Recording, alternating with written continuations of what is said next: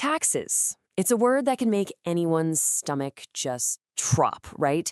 But imagine ignoring that feeling for 1 year, then another, then 4 whole years. Well, the bill always comes due. So today, we're going to dive into a real case study of a client who fell so far behind with the IRS that their debt just exploded to over $100,000. Let's break down how something like this even happens. Practitioner service. How can we help you? Yeah, thanks for taking the call. My name is Luis M. Vasquez. I'm an enrolled agent. I have a client of mine that we just got multiple years caught up in the filings, and and I wanted to see if you're able to give me an update now that the filings have been filed, and hopefully you guys have processed everything, just to see if you can give me an update if that's showing on your end, and then if possible, either you or you potentially need to transfer me if I can enter into an installment agreement over the phone. Did you receive copies of letters, notices from IRS regarding this? I've gotten one. I've gotten one from everything that we filed. So, yeah, that's the big question, right? And it's what our client was staring down. And let me tell you, it's terrifying. Because unlike most debts you might have, the interest and the penalties that the IRS tax on can spiral out of control so fast, turning what might have been a manageable problem into an absolute financial catastrophe. So get this, 4 years, 4 consecutive years of unfiled taxes. You can just imagine the stress and the anxiety this person was living with every single day. They knew they were in deep, and they finally reached out for help before the whole thing became completely unsalvageable. There's this common myth that if you just don't file, maybe the IRS will, forget about you. I can assure you that is absolutely not how it works. The IRS has a very specific, very methodical process for people who don't file, and trust me, it's designed to protect their interests, not yours. Okay. So we show that you're checking on all years missing. We show 23 being processed over there, 22 the same, 21 not there, 20 is filed at a tiny amount, just a tiny bit of trades interest. 24 is a no, but some of these might be pending, so you can check on 24, 21, and 19. We had it filed. Yeah, we filed the extension. Yeah. Goes just the extension, COA, our look into. So that's more than likely the return there. The January 29th date was filed around January, like say the end of December or sometime in January. These returns. The 21 filing was a paper. Yeah, they're closer together, like all the same date, or just looking at the 21. Yeah, 21, just because of the timing of it, just because of when we were doing it, we had to actually mail that in. So we ended up mailing 21 in. And he's looking for the date. We show something happening around January 29th. So wait on that. That might be the return, but no, it's not processed. I have the 21 filing. I have the 21 filing. The delivery the shipping label is saying early April of 25 is when that shipping label was created. And that's probably not it. There was something received. I mean, it has the coding. I can look into it where what of SFR. I mean, the SFR our doing. Take a look at that again. 2021. What they do is file something called a substitute for return, or an SFR for short. Basically, the IRS does your taxes for you. And as we're about to see, that is a taxpayer's worst nightmare. Okay, so look at this, because this really breaks down the difference. When you file your own taxes, you're looking for every deduction you can get, right? Business expenses, credits, anything to lower your tax bill. But when the IRS files for you with an SFR, they are only acting in their best interest. That usually means zero deductions. They just look at your income and calculate the highest possible tax bill. It's a recipe for disaster. So the firm's first move was obvious. Get those 4 missing years of returns filed immediately, just to show some good faith. But filing the paperwork, that was just the beginning of a long, frustrating process. Weeks started to go by, then more weeks, with total silence from the IRS. It was time to get on the phone and figure out what on earth the holdup was. think it's coded as January 29th. I'm going to look that up. So no, it wouldn't be if it's being post-dated by the taxpayer, yourself, your office, April. Yeah, there's no way that could be the return if it's predated by 3 months. There was something dated January 29th. I'm looking that up now. Hold on. It might just be part of the SFR program. Substitute for return. I hope not, but I mean, if it is, it is. Yeah, I'll tell you in a second. Yeah, it's part of SFR. Well, SFR is just saying closed, and we closed it on that date. So that means we're probably not going to do it. We're probably not going to do the SFR. Yeah. I was in good shape. That means it just comes down to statute. If it's processable, if it's a refund or something, it's just wait on that one. The 2020 process is just like $1.41 owed. And then the 19 was a good thing. 18 is there, it's fine. 19 was part of identity verification, like we got something, taxpayer was supposed to verify it themselves, and then it was moved out. So there's a procedure, a procedure to bring these back. If in fact it is a taxpayer's return, but it's so old that you may have to start over again. Usually when it's a split account like this, it looks like two accounts, but it's really one. It's dropped down below. It's part of RIBO, RIBO, and then it's held like a holding account. Usually there's a 2-year window where we can bring it back and say, okay, this is the right tax return. Contact that department. It's all internal, several steps involved. Move it back to where it started. So this is more than 2 years we're dealing with. Presumably 24, 23, possibly 22, 21. This is so old to 19. So taxpayers just trying to complete their tax record, get the return, and I say that just mail it in if it hasn't been done already. Send it to Ogden. And going back to 22, moving back forward, it was in notice status, the return's processed. Ogden paid for return, and someone put a hold on it. 20. This is 21. You're talking about 21 right now? 22. So it's really about another 4-week hold, meaning it'll actually go to the next status, closer to a certified letter saying full pay this. We can extend that hold since we put the maximum hold.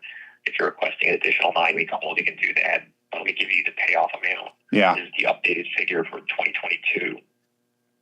2022 shows that 12400.88. $12,400.88.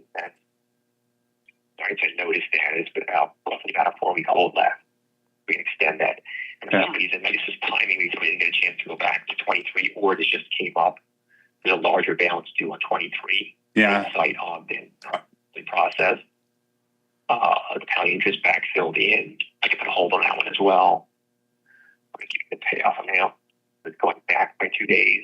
The notice said 67434.80. That's 67434.80. 67,434.80. But it's taking it back to 2 days ago. That's a payoff as of 2 days ago. It'll give you the future payoff. There's anything in between it won't give us. We're just going to go up to August. Yeah. 12th of August. The new payoff will say 68045.81. Still a ways off. Not quite a full 30 days, but 68045.81 is the next notice. The next notice payoff for the systems program for it'll release a notice. The hold I'm going to put on it probably will suppress that, but you still do have the exact amount that the notice would have said, 68045.81. Okay. So going back to put the hold on the account, is 9 weeks sufficient, or does taxpayer need longer? Yeah. So 21, just to confirm for 21, you guys don't have anything. You're seeing nothing on 21. And one is there's no return, and then we go to the stimulus. The third stimulus, the EIP, we went out 1,400. There's no FIFO stuff, verification. Yeah, it's just like that. It's just ASFR looked at it January 29th and closed it. Is it It doesn't look like we're going to do the SFR. Our website, IRS.gov, or yeah. you already see them 590 codes. I find it on our website 590/88. It just says ASFR closed it. If you look it up, that's the definition. The ASFR closed what they were doing on it. Is it possible for me to just fax you or anything, send you what we have prepared and what we mailed out? It sounds like we're going to have to mail out this filing again because we mailed this out in April. It's July. At least something should show. A lot of areas are behind right now. Itself, the processing is probably, even though we're well past COVID, should be, a lot of areas still acting that way, are still way behind. It's catching up. So if it was mailed, you do not remail it again.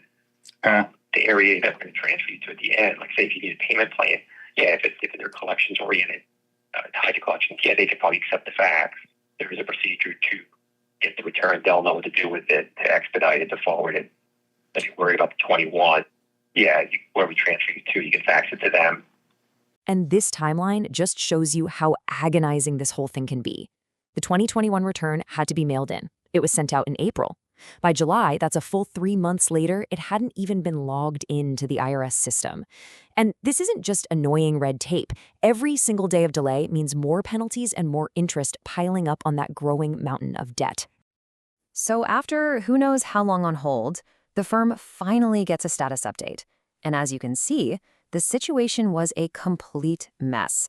A chaotic mix of processed and unprocessed returns, with 2 years just floating around in limbo. It was impossible to even know what the final debt was going to be. Just a total bureaucratic nightmare. And honestly, this quote from the accounting firm just nails it. Can you imagine doing everything you're supposed to do? You hire professionals, you get the paperwork filed, and then you're just completely powerless, waiting for this slow, unpredictable government machine to decide your financial fate? For 21, I have a principal tax due before penalties and interest of about $13,000. It's probably doubled by now. So let's say that's about 25 grand, another 12 grand for 22, 25 plus 12 is 37. And then I have $67,000 for 2023. And then 2024 is on extension, but given the pattern of year over year, he's going to owe again. So we're very likely going to be over 100 grand. We're already over 100 grand. So this is very likely going to go to a revenue officer if that's the case, then, correct? And here's the thing you really got to understand. This delay wasn't just an annoyance. It was dangerous. With every single day that passed, the client's risk was growing, and the situation was escalating from a really serious financial problem to a potential life-altering crisis. See, when a tax debt gets big enough, the IRS stops playing around with letters. They send a person. And there is one person you never, ever want to see show up at your home or your business. Yep, the IRS revenue officer. Their one and only job is to collect on the most serious delinquent accounts. They have the power to show up completely unannounced, start taking inventory of your personal assets, and kick off legal actions like garnishing your wages or putting liens on your property. If a revenue officer gets assigned to your case, it means the IRS isn't asking anymore. They're demanding. No, not necessarily. Okay. A revenue officer is a very specific thing. It's from within, it has to be selected for that. It usually takes time. Sure. It takes time. These are the holes I'm putting on here are actually going to stave off or push everything you're talking about way back. That's why I asked you to need more than 9 weeks. You can put 9 weeks across the board for both. If you say more, you can make it 10, make it 12, whatever. So that'll buy a lot of time. And then even if it does release, you're just talking about the second notice. So it's still not even a certified letter. Yeah. The sheer dollar value of it doesn't always necessarily mean automatically what you said. So what we see externally, it just seems like very specific things. It has to be selected and it goes through a process for it to go to RO. But there was a little bit of good news. A small glimmer of hope, anyway.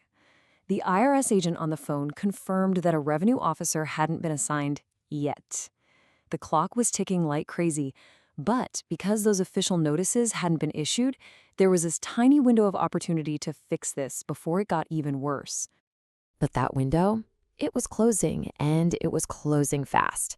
The financial reality of ignoring this for 4 years was about to come crashing down. So let's actually look at the numbers. For 2021 alone, the estimated total was $25,000. And that includes all the failure to file penalties, failure to pay penalties, and of course, all that accrued interest. And believe me, we are just getting started. All right, next up, 2022. You can just go ahead and add another $12,400 to the pile. So in just 2 years, you can already see how quickly this thing is spiraling out of control. And then 2023 hits. And this is the real bombshell. A staggering $67,000 for one single year. This is the moment where the problem just explodes into a full-blown crisis. So there you have it. You add it all up. And don't forget, 2024 hasn't even been calculated yet, and this client is staring down a tax debt of over $100,000. That's not just a number on a page, right? That is a life-altering amount of money. Understood. Yeah, if it's possible to do 12 weeks, the only reason why I'm asking for 12 weeks is because in the next 12 weeks, I essentially also have to get this 24 filing done with it being on extension. So if I get 12 weeks, I'll very likely between now and 12 weeks have the 24 filing done as well. So that way everything would be current for this taxpayer and I can enter into the installment agreement once and I have to do it now and then do another installment agreement with 24 being owed as well. We're doing that now. Hold on. The 23 is easier. There's no way to hold on that one. And maybe even buy more time if the last stuff's really there yet. The 14 already passed that date. It will be the certified letter when it does go out. There's no way to stop it from being certified where it's all in capital, warning or imminent. There's no way around it, but it still will be a minimum of 12 weeks. Okay, so both years are the same. There's a phone number for the taxpayer on there. Finding your phone number. Hold on. That's your office phone number, 714-440-4839. Yeah, correct. That's been added. Then we'll put notation diary, put the notes actually, so it's all noted. It's all noted, minimum 12-week hold. Yeah, they just let the others fill in. Yeah. If, as long as there's no other issues for older years. Yeah. Then we're not worried about it anyway. Just sure. Yeah, 19. I'm looking at the 19 filing. The 19 filing had a small refund due, but so I don't see a balance due for 19, so I'm not really concerned about 19. Yeah, the 20 has that small amount, $1.41. Yeah. That's all interest. That's just pure interest. No assessed balance. And then the others you know what to do with, right? And then 24 has an extension, I think, like you said, 24 is an extension, right? October 15th. Yeah, they just filed the return. Phone numbers are there. Could you give me the 12-week deadline on your end that you're showing? The 8th. I rolled through that week. It's actually holidays. I think that's Columbus Day, October 13th. So whenever that holiday is, I think that's Columbus Day, like mid-October. But to be safe, you go back to where the hold expires, which is October 6th. That's a Monday, but more than likely it'll pass through that holiday. Okay. The holiday in October at a minimum. Okay, so you don't want to be transferred. It's not a true ACS. It's not a collection thing. The part that you said about faxing, that is the collection function. Yeah, understood. If the taxpayer had already rolled into collection, if they were locked into collection, then they would definitely want you to fax it to them. But that's kind of up there. That's maybe a possibility. Phone number. Well, the phone number would be the same. They'd say once this is all said and done, if it is over 100,000, right? It's a specialized arm of that department. The phone number will probably be the same: 1-800-829-3903. Yeah. So we're probably still a ways away from it hitting the 100,000 before we can see everything. So I mean, even after the 12 weeks or so is up, it still might show the full register, the full 100,000. So I don't think you have to worry about that. But that's the phone number, 1-800-829-3903, or come into here through practitioner and we'll transfer you just a large dollar. The RO you don't have to worry about. I Okay. don't see any markings for RO. You only worry about RO is if you are contacted directly by the RO. Yeah, right. You get a specific letter. You've been very helpful, sir. Very helpful. I appreciate it. It's refreshing. So where does this leave our client? Well, the firm did manage to negotiate an extension, which bought them some precious time to figure out what to do next. It's a really critical first step, but it's just that, a first step. It's like hitting a pause button on the immediate threat, but that $100,000 mountain of debt is still sitting right there. And that really brings us to the final lingering question, doesn't it?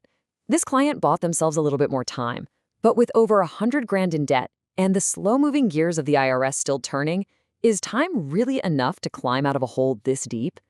It's a pretty stark reminder of how quickly a problem you ignore doesn't just go away, it grows.